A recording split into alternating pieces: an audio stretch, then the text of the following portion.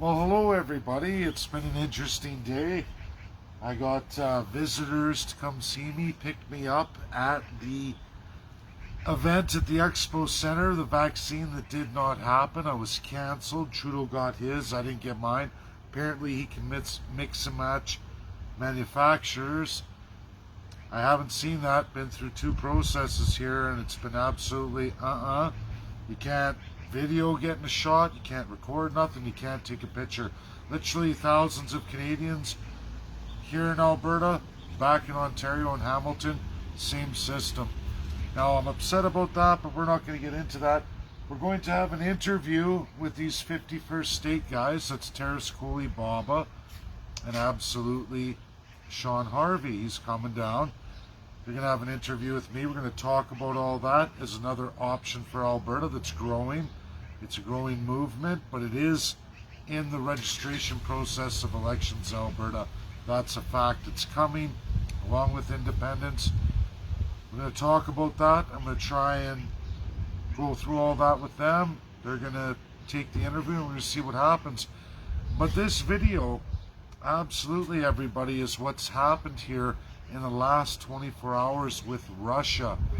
This is for Indigenous people and it's for Canadians, the third class, second class I talk about all the time. Canadians, you don't know what regionalism is all about. All you have is one federal constitution.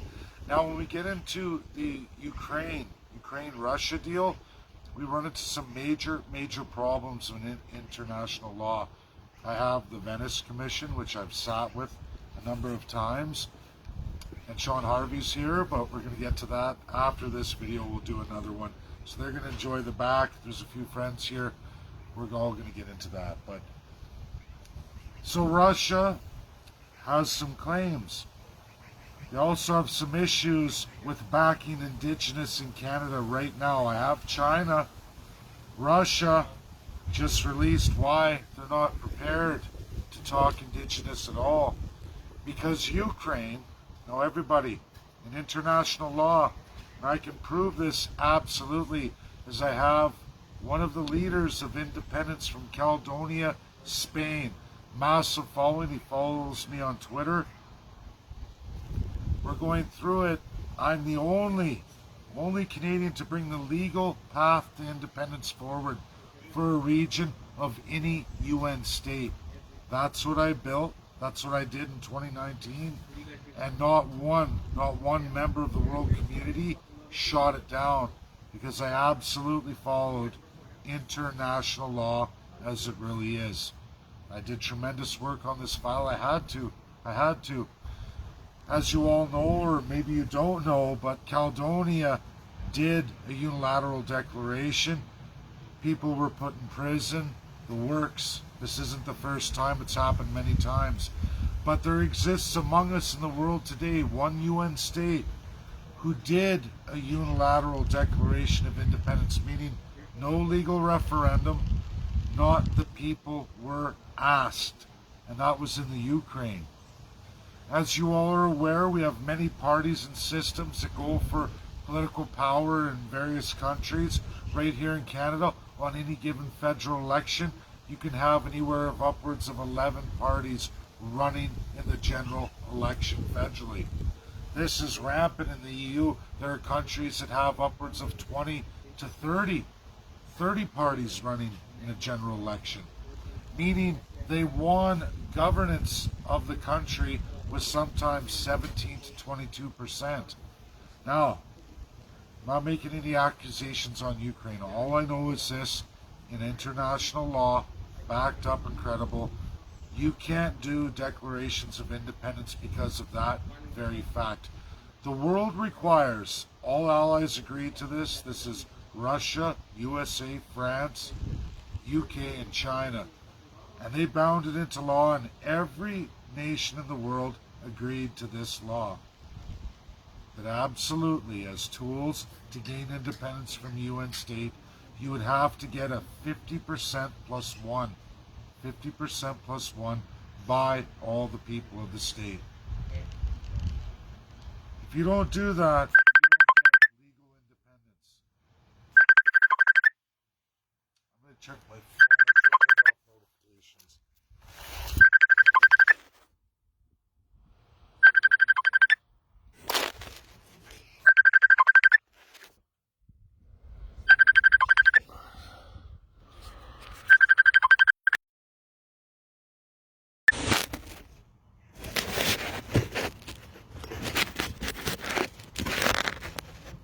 Sorry everybody, I didn't turn off notifications, spoiled the video.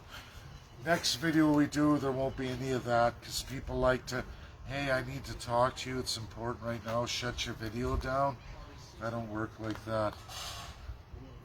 So, getting back, Ukraine did a unilateral declaration of independence, meaning you don't have any official majority of the population voting absolutely to separate from the former Soviet Union, which had crumbled in 1989. Under George H. Bush Sr., okay, George W., his dad, he was president of the United States. He backed Ukraine when Russia, which was the USSR, crumbled in 89.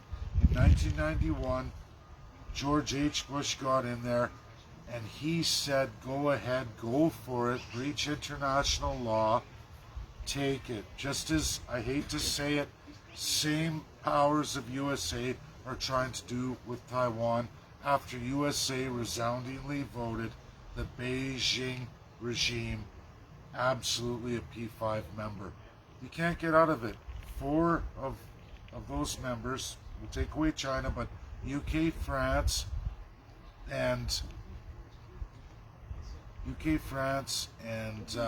Russia all voted absolutely Beijing go forward. USA waited until 1971 and then they voted for their terms with China, got their treaty direct and agreement, got the Declaration of 1948 cemented with China.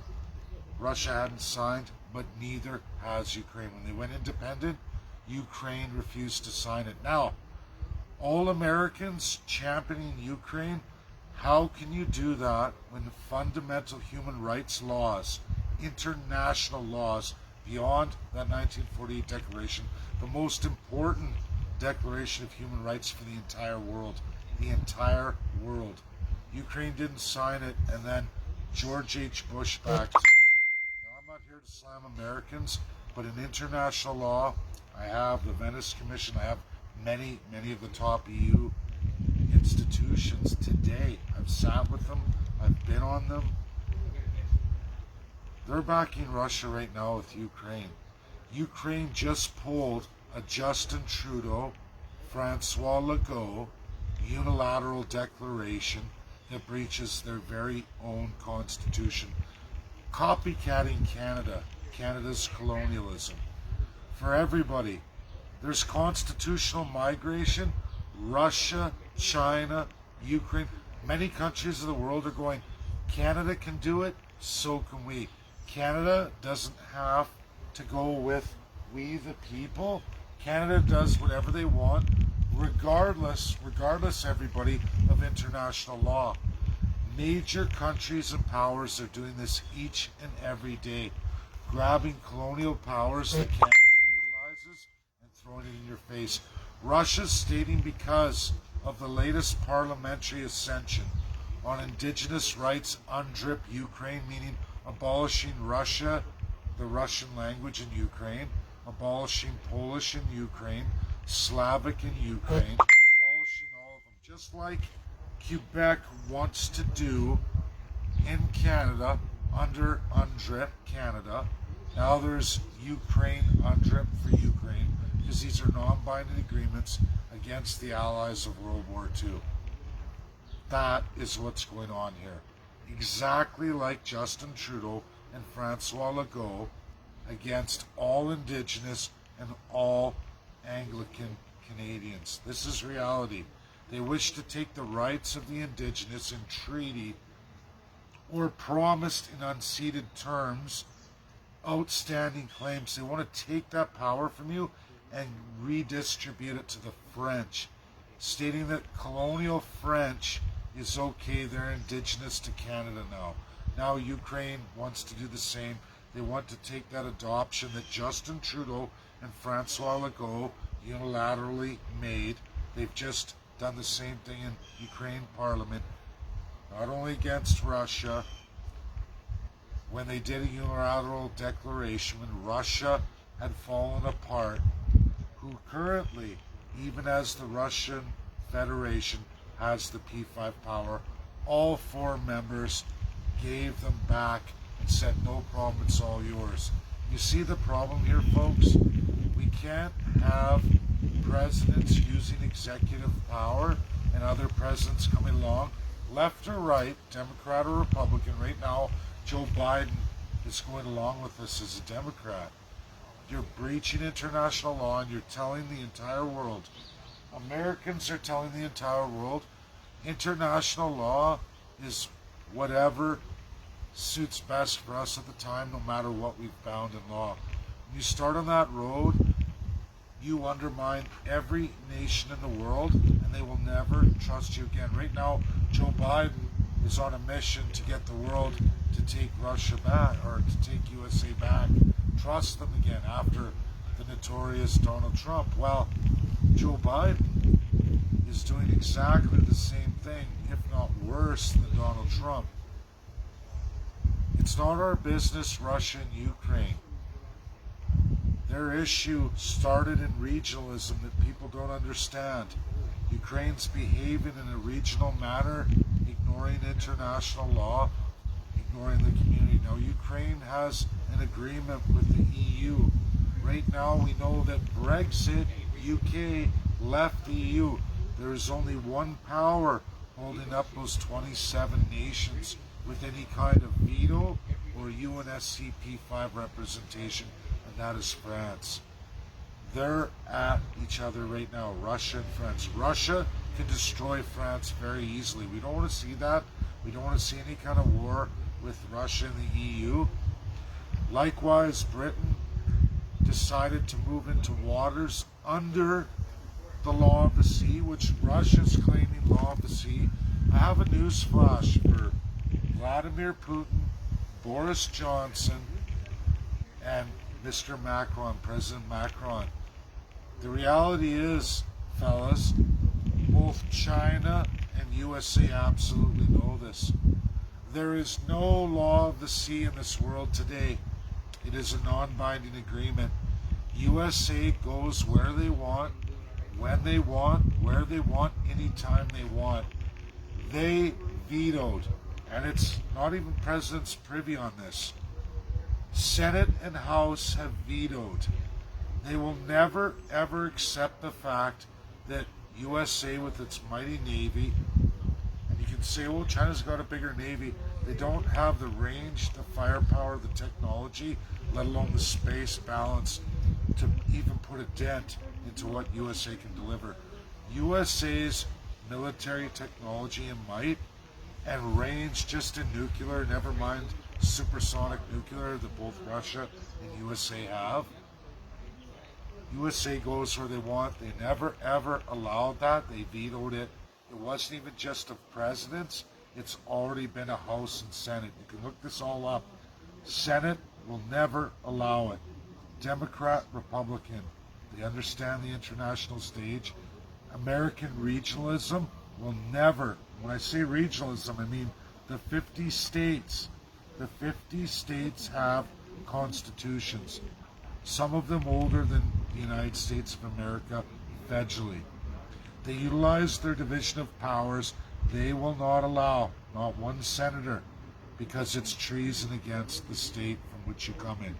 You can look up each regional constitution. A lot of people don't like to look at regionalism. There are a tremendous amount of federalists, but the reality is this is not a power of the president. It's a power of we the people. And America will never give that up. And they will do by any means necessary. They'll never give the law of the sea.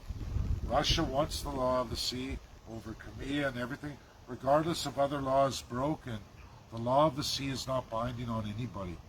Which means what happens with Russia, France, Britain, it won't be China and it won't be USA. I can tell you that right now. China gets it. USA gets it, they own it. And the reality is, what happens with France, Britain, and Russia is on them alone. And there is no law to protect you on that. Russia has an extremely good case against Ukraine, regardless of executive powers of past presidents. George H. Bush screwed up. He screwed up real bad. There's been a lot of screw-ups with the executive power of the president. USA is not my country. There are some problems with the Constitution, as it's an old institution. Presidents gain power, make choices. They ignore the administration, and sometimes with that executive power, you see presidential uses of it. You see problems where they haven't looked at the full spectrum, and sometimes they'll dismiss their administration and say, look, I don't have to listen to you, I'm going to use this power. Sometimes it's good, sometimes it's bad. But if you get somebody who doesn't know international law, they can turn the world upside down. This is one of those times, and we see the heat right now. Just in the last 24 hours, Russia shot at the UK. They crossed over their waters, over Crimea, and all in the region of Ukraine, which you will find there are five regions, as well as Ukraine with Crimea. There's another 5 that are at each other's throats. Different religions, different languages, different divisions of people rebelling. It's not our place. The law in this world is you do not impose your language, your culture, religion, as Canada has done to the Indigenous people in Canada in clear genocide.